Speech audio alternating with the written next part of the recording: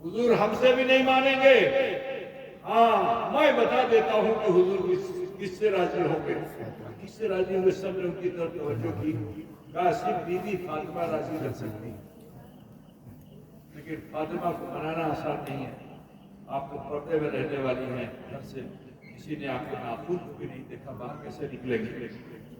کچھ دیر تک مشورہ ہوتا رہا، اس کے بعد یہ طے ہوا کہ ہمارے درمیان حضرت سلمان فارسی جو ہیں یہ سب سے زیادہ بزرگ ہیں، عمر دراز ہیں، اور حضرت بی بی فاطمہ کو تھا نہیں ٹالیں گے، تو لہٰذا سلمان فارسی کو بھیجا جائے۔ اللہ کے رسول نے انہیں اہل بیت میں شامل بھی کر لیا ہے، تو سلمان کی بات فاطمہ نہیں ٹالے گی۔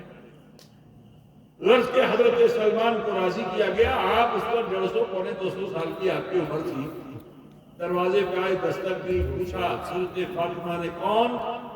کہا سلمان۔ کس غرض سے آئے ہو؟ کہا اے بیوی ہمارا غم غلط ہو گیا، خوشی کی بات یہ ہے کہ اللہ کے رسول کی خبر لگ گئی ہے، لیکن افسوس یہ ہے کہ اللہ کے رسول کسی کے منانے سے مان نہیں رہے ہیں۔ اے بی بی چلیے آپ حضور کو راضی کر لیجئے۔ تو حضرت سیدہ فاطمہ فرماتی ہیں کہ میں اس 3 دن میں روزانہ 70 مرتبہ دروازے پہ آتی تھی کہ کوئی مجھے میرے بابا کی خبر دے دے۔ اب جو مجھے خبر لگی تو میرے دل نے چاہا کہ میں دروازے کو کھولوں اور دوڑتی ہوئی چلی جاؤں حضور کے پاس، لیکن فوراً شریعت نے مجھے روک دیا۔ سوچو کتنی جذباتی بی بی فاطمہ رہی ہوں گی، پردے کا حکم آ چکا تھا۔ آج افسوس ہے کہ ہماری ماں بہن بیٹیاں پردہ نہیں کرتی ہیں، پردہ کرنا چاہیے، نہیں کرتی ہیں۔ بی بی فاطمہ کے پردے کا عالم یہ کہ بعد وصال بھی کوئی آپ کے کفن کو نہ دیکھ سکے۔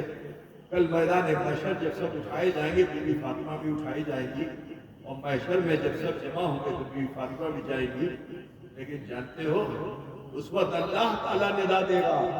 ایسی حیا والی بی بی ہے کہ اللہ ندا دے گا کہ محشریوں اپنی نگاہیں جھکا لو، رسول اللہ کی بیٹی فاطمہ کا گزر ہو رہا ہے، یہ ندائے الہی ہوگا۔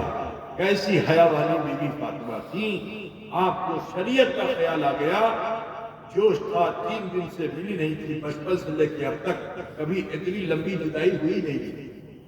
یہ پہلی جدائی تھی جس میں 3 دن تک رسول اللہ کو بی بی فاطمہ نے دیکھا نہیں تھا۔ کیا مکہ کیا مدینہ، 3 دن تک اللہ کے رسول زیارت نہیں کی تھی، کیا بے چینی رہی ہوگی، مگر اس کے باوجود شریعت کو غالب رکھا۔ پھر آپ فرماتی ہیں کہ میں حجرے میں گئی اور وہاں سے میں نے ایک چادر سے اپنے پورے بدن کو ڈھک لیا، اور پھر پہاڑ پہ پہنچی تو دیکھتی کیا ہے بی بی فاطمہ اللہ کے رسول سجدے میں، آپ نے بھی سلام کیا، پہلے ہی سلام پہ رسول پاک نے سجدے سے سر اٹھا دیا۔ سبحان اللہ۔ حضرت فاطمہ الزہرا فرماتی ہے کہ میں نے عرض کیا یا رسول اللہ، اے بابا جان چلیے جب سے آپ مدینہ چھوڑ کر یہاں آ گئے ہیں، مدینے میں دھول اڑنے لگا ہے، دھول بجھتے نا، جی مدینے میں پاکی جو ہے اس نے اڑنا بند کر دیا ہے، پر کو سمیٹ کر کے گاش پر بیٹھ گیا ہے، جانور نے جاور کاٹا کرنا بند کر دیا ہے، چھوٹے چھوٹے بچوں نے دودھ پینا چھوڑ دیا ہے، کسی کے گھر میں آنگن نہیں جلی ہے 3 دن سے۔ یا رسول اللہ چلیے اور چل کر مدینے کو پھر سے بہار بخش دیجیے۔ تو میرے رسول فرماتے ہیں اے بیٹی فاطمہ کیسے چلا جاؤں، میں تو یہ طے کر کے آیا ہوں کہ جب تک میرا رب میری امت کے حق میں راضی نہیں ہو جائے گا میں جاؤں گا نہیں۔ سبحان اللہ۔ یہ کہہ کر رسول پاک پھر سجدے میں چلے گئے، لیکن جب سجدے میں گئے تو آپ کی لنگی مبارک جو تھی وہ تھوڑا اوپر اٹھ گئی، تو آپ کے پیر سے خون رگوں پرواہت ہو رہا تھا، جسے سیدہ فاطمہ نے دیکھ لیا۔ اب جو سیدہ فاطمہ نے دیکھا تو بےتاب ہو گئی، حضور کا رگوں دیکھ کر بےتاب ہو گئی، اور اللہ کی بارگاہ میں اپنے ہاتھ کو اٹھایا اور عرض کیا اے اللہ، اے پروردگارہ، اے رب قدیر،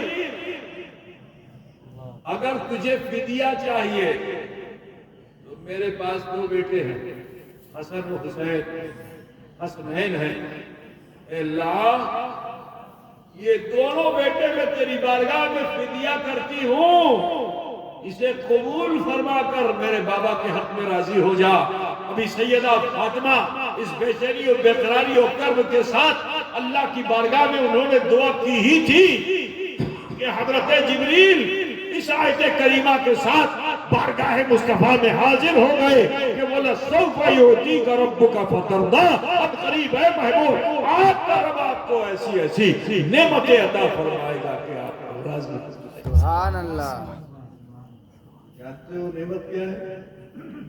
قرآن پاک میں اللہ فرماتا ہے أَنَعَمَ اللَّهُ مِنَ النَّبِيِّينَ وَالصِّدِّيقِينَ وَالشُّهَدَاءِ وَالصَّالِحِينَ، ٹھیک ہے؟ اسی پہ بس نہیں، کیا ہے وہ حسن اولئک رفیق